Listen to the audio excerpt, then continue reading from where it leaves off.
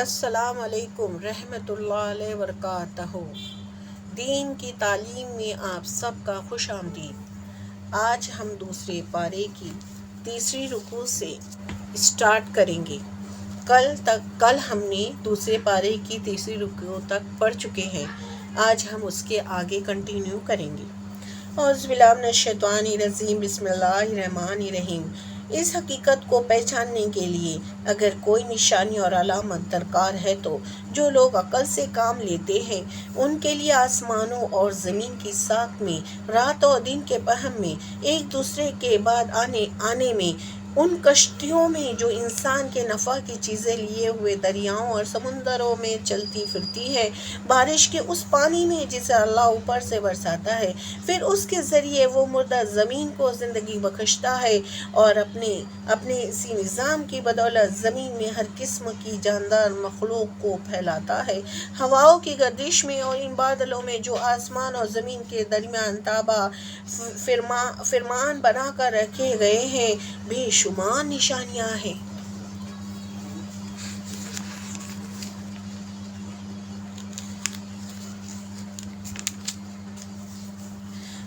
مگر وحدت الہی پر دلیلت کرنے والے ان کھلے آثار کے ہوتے ہوئے بھی کچھ لوگ ایسے ہیں جو اللہ کے سوا دوسروں کو اس کا ہمسر اور مد مخالف بناتے ہیں، اور ان کے ایسے گرویدہ ہے جسے اللہ کے ساتھ گرویدگی ہونی چاہیے۔ حالانکہ ایمان رکھنے والے لوگ سب سے بڑھ کر اللہ کو محبوب رکھتے ہیں۔ کاش جو کچھ عذاب کو سامنے دیکھ کر انہیں سوجنے والا ہے وہ آج ہی ان ظالموں کو سوج جائے کہ ساری طاقتیں اور سارے اختیارات اللہ ہی کے قبضے میں ہیں، اور یہ کہ اللہ سزا دینے میں بھی بہت سخت ہے، اور جب وہ سزا دے گا اس وقت کیفیت یہ ہوگی کہ وہی پیشوا اور رہنما جن کی دنیا میں پیروی کی گئی تھی اپنے پیروں سے بے تعلقی ظاہر کریں گے، مگر سزا پا کر رہیں گے، اور ان کے سارے اسباب وسیلے کا سلسلہ کٹ جائے گا، اور وہ لوگ جو دنیا میں ان کی پیروی کرتے تھے کہیں گے کہ کاش ہم کو پھر ایک موقع دیا جاتا تو جس طرح آج یہ ہم سے بیزاری ظاہر کر رہے ہیں ہم ان سے بیزار ہو کر دکھا دیتے۔ یوں اللہ ان لوگوں کے وہ اعمال جو یہ دنیا میں کر رہے ہیں ان کے سامنے اس طرح لائے گا کہ یہ حسرتوں اور پشیمانیوں کے ساتھ ہاتھ ملاتے رہیں گے مگر آنکھ سے نکلنے کی کوئی راہ نہ پائیں گے۔ لوگوں، زمین میں جو حلال اور پاک چیز ہیں انہیں کھاؤ، شیطان کے بتائے ہوئے راستے پر نہ چلو، وہ تمہارا کھلا دشمن ہے، تمہیں بدی اور فحش کا حکم دیتا ہے اور یہ سکھاتا ہے کہ تم اللہ کے نام پر وہ باتیں کہو جن کے متعلق تمہیں علم نہیں ہے کہ وہ اللہ نے فرمائی ہے۔ ان سے جب کہا جاتا ہے کہ اللہ نے جو احکام نازل کیے ہیں ان کی پیروی کرو تو وہ جواب دیتے ہیں کہ ہم تو اسی طرح کی پیروی کریں گے جس پر ہم نے اپنے ماں باپ دادا کو پایا ہے، جس پر ہم نے اپنے باپ دادا کو پایا ہے۔ اچھا اگر ان کے باپ دادا نے عقل سے کچھ بھی کام نہ لیا ہوا ہو اور رائے راست نہ پائی ہو تو کیا پھر بھی یہ انہی کی پیروی کیے چلے جائیں گے؟ یہ لوگ جنہوں نے اللہ کے بتائے ہوئے طریقے پر چلنے سے انکار کر دیا ہے ان کی حالت بالکل ایسی ہے جیسے چرواہا جانوروں کو پکارتا ہے، وہ ہانک پکار کی صدا کے سوا کچھ نہیں سنتے۔ یہ بہرے ہیں، گونگے ہیں، اندھے ہیں، اس لیے کوئی بات ان کی سمجھ میں نہیں آتی۔ اے لوگو جو ایمان لائے ہوئے ہو، اگر تم حقیقت میں اللہ ہی کی بندگی کرنے والے ہو تو جو پاک چیز ہم نے تمہیں بخشی ہے انہیں بے تکلیف کھاؤ اور اللہ کا شکر ادا کرو۔ اللہ کی طرف سے اگر کوئی بندگی تم پر ہے تو وہ یہ ہے کہ مردہ نہ کھاؤ، خون سے اور سور کے گوشت سے پرہیز کرو۔ اگر کوئی ایسی چیز نہ کھاؤ جس پر اللہ کے سوا کسی اور کا نام لیا گیا ہو، ہاں جو شخص مجبوری کی حالت میں ہو اور وہ ان میں سے کوئی چیز کھا لے بغیر اس کے کہ وہ قانون شکنی کا ارادہ رکھتا ہو یا ضرورت کی حد سے تجاوز کرے تو اس پر کچھ گناہ نہیں۔ اللہ بخشنے والا اور رحم کرنے والا ہے۔ حق یہ ہے کہ جو لوگ ان احکام کو چھپاتے ہیں جو اللہ نے اپنی کتاب میں نازل کیے ہیں اور تھوڑے سے دنیاوی فائدوں پر انہیں بھیٹ چڑھاتے ہیں، وہ دراصل اپنے پیٹ آنکھ سے بھر رہے ہیں۔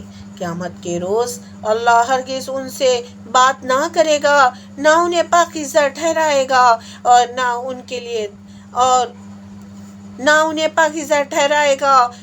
کے لیے دردناک سزا ہے۔ یہ وہ لوگ ہیں جنہوں نے ہدایت کے بدلے ذلت خریدی اور مغفرت کے بدلے عذاب مول لے لیا۔ کیسا عجیب ہے ان کا حوصلہ کہ جہنم کا عذاب برداشت کرنے کے لیے تیار ہے۔ یہ سب کچھ اس وجہ سے ہو کہ اللہ نے تو ٹھیک حق کے مطابق کتاب نازل کی تھی، مگر جن لوگوں نے کتاب میں اختلافات نکالے اور اپنے جھگڑوں میں حق سے بہت دور نکل گئے۔ نیکی یہ نہیں ہے کہ اگر تم نے اپنے چہرے مشرق کی طرف کر لیے یا مغرب کی طرف، بلکہ نیکی یہ ہے کہ آدمی اللہ کو اور یوم آخر اور ملائکوں کو اور اللہ کی نازل کی ہوئی کتاب اور اس کے پیغمبروں کو دل سے مانے اور اللہ کی محبت میں اپنا دل پسند مال رشتہ داروں، یتیموں پر اور مساکینوں پر اور مسافروں پر اور مدد کے لیے ہاتھ پھیلانے والوں پر اور غلاموں کی رہائی پر خرچ کرے، نماز قائم کرے، زکوٰۃ دے، اور نیک وہ لوگ ہیں کہ جب عہد کرے تو اسے وفا کرے اور تنگی و مصیبت کے وقت میں حق باطل کی جنگ میں صبر کرے۔ یہ ہے راست باز لوگ، یہی لوگ متقی ہیں۔ اے لوگو جو ایمان لائے ہو، تمہارے لیے قتل کے مقدمے میں قصاص کا حکم لکھا دیا گیا ہے۔ آزاد آدمی نے قتل کیا ہو تو اسے آزاد ہی سے بدلہ لیا جائے، غلام کا قاتل ہو تو وہ غلام ہی قتل کیا جائے، اور عورت اس جرم کی مرتکب ہو تو اس عورت ہی سے قصاص لیا جائے۔ ہاں اگر کسی قاتل کے ساتھ اس کا بھائی کچھ نرمی کرنے کے لیے تیار ہو تو معروف طریقے کے مطابق خون بہا کر تصفیہ ہونا چاہیے، اور قاتل کو لازمی ہے کہ راستی کے ساتھ خون بہا ادا کرے۔ یہ تمہارے رب کی طرف سے تخفیف اور رحمت ہے۔ اس پر بھی جو زیادتی کرے اور اس کے لیے دردناک سزا ہے۔ عقل و خرد رکھنے والوں، تمہارے لیے قصاص میں زندگی ہے۔ امید ہے کہ تم اس قانون کی خلاف ورزی سے پرہیز کرو گے۔ تم پر فرض کیا گیا ہے کہ جب تم میں سے کسی کی موت کا وقت آئے اور وہ اپنے پیچھے مال چھوڑ رہا ہو تو والدین اور رشتہ داروں کے لیے معروف طریقے سے وصیت کرے۔ یہ حق ہے متقی لوگوں پر۔ پھر جنہوں نے وصیت سنی اور بعد میں اسے بدل ڈالا تو اس کا گناہ ان بدلنے والوں پر ہوگا۔ اللہ سب کچھ جانتا ہے اور سب کچھ سنتا اور جانتا ہے۔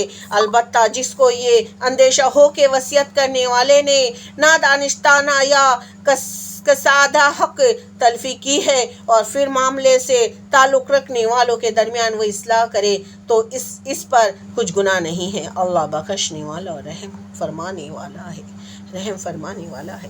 اے لوگوں، آج ہم نے دوسرے پارے کی 6 رکوع تک قرآن کا اردو میں ترجمہ پڑھا۔ اب اس کے آگے ہم کل کنٹینیو کریں گے انشاءاللہ تعالی۔ اگر کسی نے ہمارا آج تک کے جو ہم نے جتنے ویڈیو بنائے ہیں قرآن کے ترجمے میں، کسی کا کچھ چھوٹ گیا ہے تو آپ ہمارے چینل پر جا کر اس چھوٹے ہوئے حصے کو دیکھ سکتے ہیں اور سن سکتے ہیں۔ آپ ہمارے اس چینل کو سبسکرائب کریں تاکہ جب بھی ہم ویڈیو چھوڑیں تو آپ کو اس کی نوٹیفیکیشن آئے اور آپ سے کچھ مس نہیں ہوگا۔ چلیے پھر، اللہ حافظ۔